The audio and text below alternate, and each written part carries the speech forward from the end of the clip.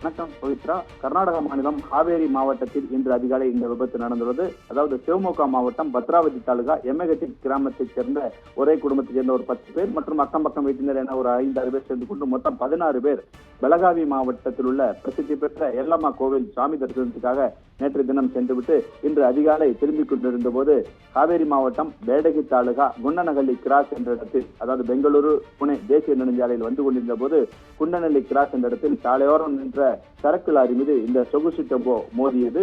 மோதிய வேகத்தில் சொகுசு டெம்போ முழுமையாக நொறுங்கியதில் சம்பவ இடத்திலேயே 2 குழந்தைகள், 7 பெண்கள், 2 ஆண்கள் என மொத்தம் 13 பேர் பலியாகியுள்ளனர்.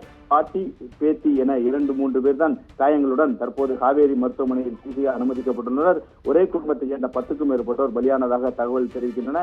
உயிரிழந்தவர்கள் அனைவருமே சிவமோகா மாவட்டம் பத்ராவதி தாலுகாவில் உள்ள எம்மகட்டி கிராமத்தைச் சேர்ந்தவர்கள் என்று முதற்கட்ட விசாரணையில் தெரிய வந்துள்ளது. சம்பவ இடத்திற்கு சென்ற காவேரி மாவட்ட போலீஸ் சூப்பரண்டு மற்றும் பேடகி போலீசார் சடலங்களை மீட்டு அங்குள்ள, அதாவது காவேரி அரசு மருத்துவமனைக்கு அனுப்பி வைத்துள்ளனர். முதல் கட்டமாக இறந்தவர்களின் பெயர் விவரம் இவ்வாறு உள்ளது. அதாவது பரசுராமா, பாக்யா, நாகேஷா, மஞ்சுளா, விசாலாட்சி, அதர்சா, மானசா, ரூபா, காயத், சுபத்ராபாய், புண்ணியா மற்றும் மஞ்சுளாபாய் என தெரிய வந்துள்ளது. உயிரிழந்தவர்கள் அனைவரும் கோவில் தரிசனத்துக்காக எல்லம்மா கோவில், அதாவது பெலகாவி மாவட்டத்தில் பிரசித்தி பெற்ற கோவில் சாமி தரிசனம் முடித்துவிட்டு பின்னர் வீடு திரும்பி விபத்தில் சிக்கியுள்ளனர். ஓட்டுநரின், அதாவது தூக்க கலக்கத்தில் இருந்தால் இந்த விபத்து நடந்துள்ளதாக முதற்கட்ட விசாரணையில் தெரிய வந்துள்ளது. காவேரி மாவட்டத்தில் இன்று அதிகாலை நடந்த இந்த சாலை விபத்தில் மொத்தம் 13 பேர் பலியானது அவர்கள் கிராமத்தையே சோகத்தில் உண்டு பண்ணியதுங்க பவித்ரா.